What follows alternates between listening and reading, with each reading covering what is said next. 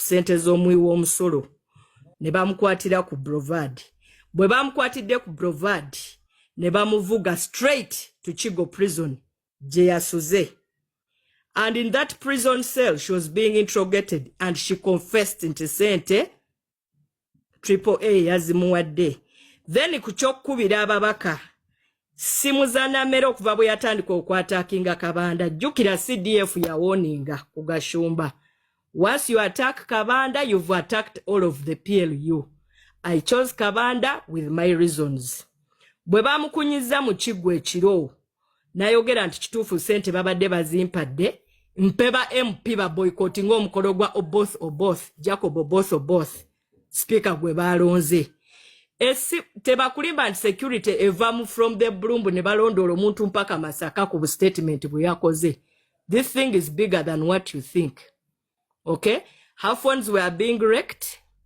Nga yomwa kuba speaker Jacob Oboth nga sente ezo za kugulirira babaka ba boycotting omukolo gwa Thanksgiving.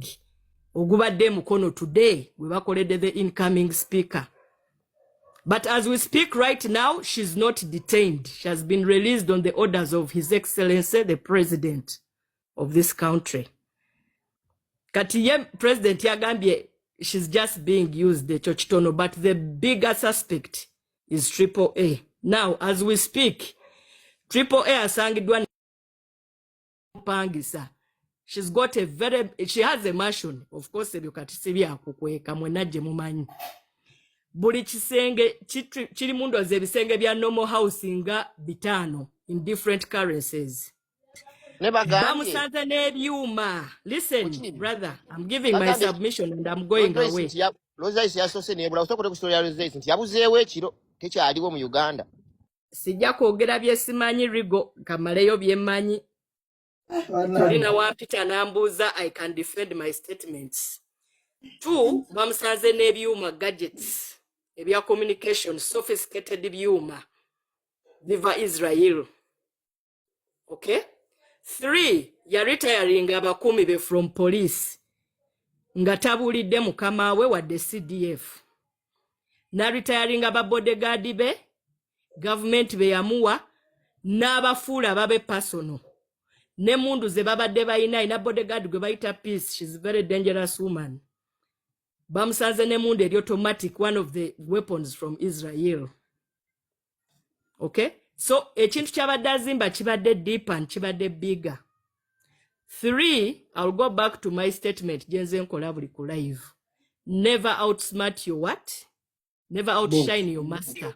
Akantu ako tukogera nnyo ne Edimizaya. Tosobola kugenda ku mukolo. President nawa million 10 gwe speaker number 3 no wayo 10. What are you proving? You know, ebintu ebyo byonna bazze babibuildinga. N'ekirala mpuliddewo omuntu agamba nti agenda kwesimbawo as an independent. It's not going to be possible. Already she's a suspect. It has been proven beyond reasonable doubt ali under house arrest and many things are unveiling. Era mugenda biraba bingi bikyajja. Ewa Namere yo twavuddeyo dda. Namere is a small fish and she was just being used through excitement and innocently. Chovola Museveni amusonyiye. Era Namere has been released. Takyali mu kkomera nga bwe mugamba abantu. She's out. She's out. She's out of prison. Yasuze Kigo, she's out. Esente endala ze basanze wa Namere basanzeyo 20 billion shillings mu makage munyonyo. Kati Namere wachezo sente baz retrieving zizeyo mu national treasure ya government okukola emirimu kusasula basomesa and everything. And she gave out all the information she needed, but still all her information still pins AA.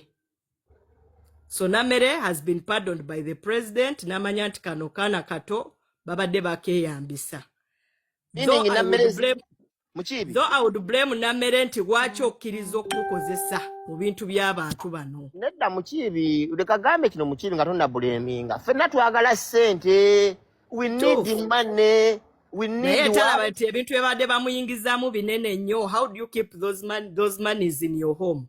Do you know 21 billion? Namera badde mayi byabwe. By the simanyi bya sente sinabitege. Sibimanyi ge mazima nagali njogera bye manyi. Ojja kubitegeera mpola.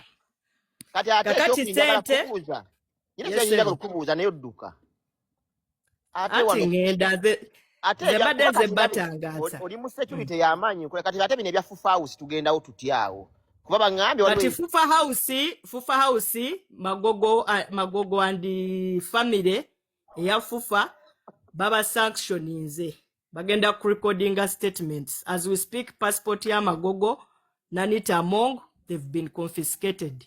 baŋŋambye Though Magogo wanted to run but he didn't succeed. Banaita munjogeza nnyo bintu. baŋŋambye omukungu yeekwesegula mu fufa house ne bagamba taliiyo.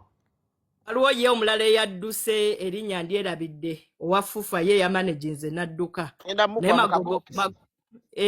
Magogo has been grounded.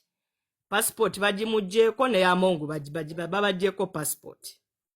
Magogo has been summoned on Monday. Is going to record statements oba ekiro kya leero. Mukama Katonda Agenda ku recording statements. Jesus Christ. Yes, naye nga honorable Nasi Namere. So CDF sawa yonna aleeta fufa president omupya.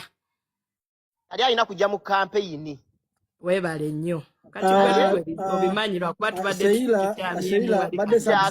nedda madamu lira bulungi madamu Kiyibinze gambye bwe nti njogera bye mmanyi bye simanyi sibyogerako era gambye waliwo agambye mu comment Magogo has left the country. Magogo wali passport bazibagyeko bonna abadde agenda kudduka naye alina kudduka gulo passport ne bagifuliza. Weebale nnyo. Mu comment section, somebody is saying Magogo left the country, he didn't succeed. Kyekyo kyegambye madamu Kiibi kyenabadde gamba wali nti ezimu tweet ezimu ze bawa abantu za bulimba kati eyo ali mu kyogera asomye ku Twitter waliwo omwana atwandise nti ali mu kudduka. Yabadde ayagala bambi naye teyasobodde. Yali alina kuvaako nga tuli mu campaign weyaleeta DJ eno gye baali baleese yekiyayeyaye. President n'abagamba mumuleke.